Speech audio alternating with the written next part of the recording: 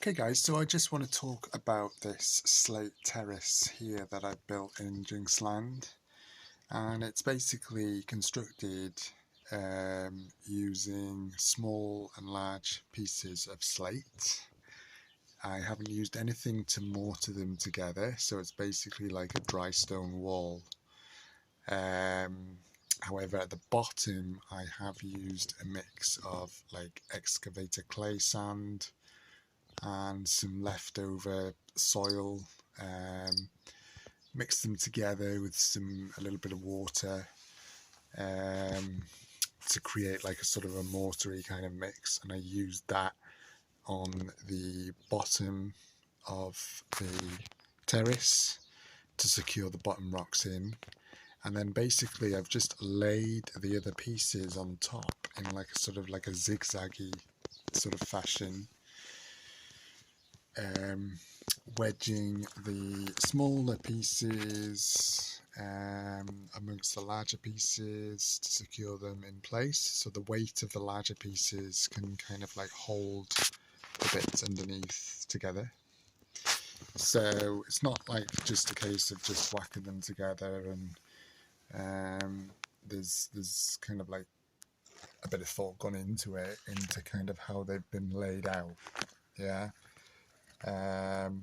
And it was basically just sort of, well, just a bit of messing about, really, playing around. I mean, there was no guide that I followed. I just kind of just went along with it, and had a bit of fun with it, basically, which is what it's about. So yeah, so that's the slate terrace there. And it is in the basking zone, so the warmer side, the arid zone. Okay, so this slate it can be purchased from garden centres, but I was lucky because I live in an area close to wild slate, I guess. I just popped there and just got some slate from there. Yeah, an old quarry site. And I was quite selective in the pieces that I got. So I got a mixture of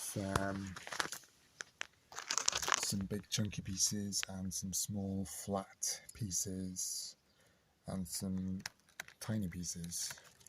And they all kind of work together to kind of make this terrace, which is ideal for my leopard gecko to hide in during the day and bask in twilight. So almost every day when he's out,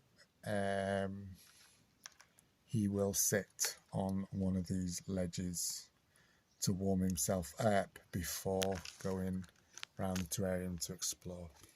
Okay, so that's the slate terrace. Now in the background there I have so I bought it online, the piece of cork, and I had to cut it to size. So that cork goes right across the back part of the terrarium. So the slate terrace is obviously in front of that.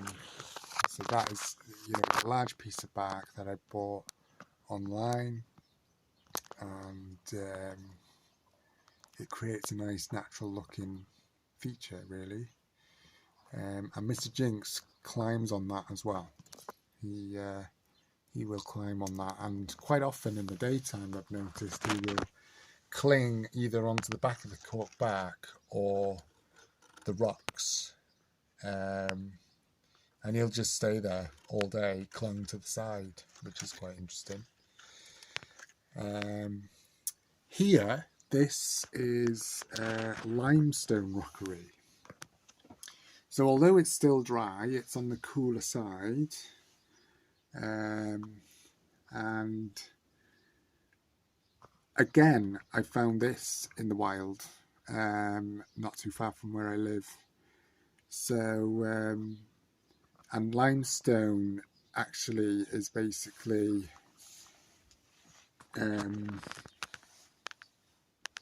loads, like over a long period of time, limestone is made by decaying organic matter, basically.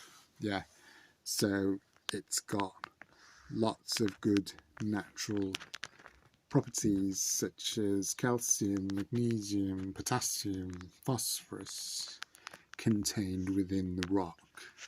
And it's a soft kind of sedimentary rock used in agriculture to enrich in soils to make them more alkaline, because this sort of chalky colour is like the sort of calcium carbonate.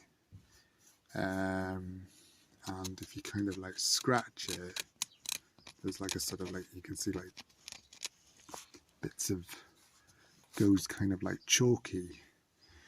And the idea of this is that, if, you know, when Mr. Jinx is exploring, he may lick this rock, he probably licks this piece of rock, and then he's getting some of those nutrients, consuming those nutrients, okay, like they would do in the wild.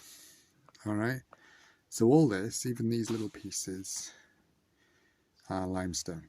Okay, so limestone is kind of formed from decaying animal matter over long period of time. Okay, so that's that. And then I have made a tunnel here which goes under the limestone rockery. I have seen Mr. Jinx go under there one time, so that'll sort of create like a sort of a humid area for him to rest. And I made it out of an old plastic bottle, so 2 plastic bottles, and I cut the ends off and attached them together. And then I moulded this clay, which I bought from the shop. It's non-toxic, and moulded it inside and out to create this tunnel, which it looks kind of like natural. So that's that area there, okay. And then over on the cool side here, it's kind of more, a little bit more kind of foresty. This is an asparagus fern here, which is thriving, and this one doesn't have any kind of berries on it, so it won't be toxic to my gecko. And asparagus fern can also be found in their wild habitat,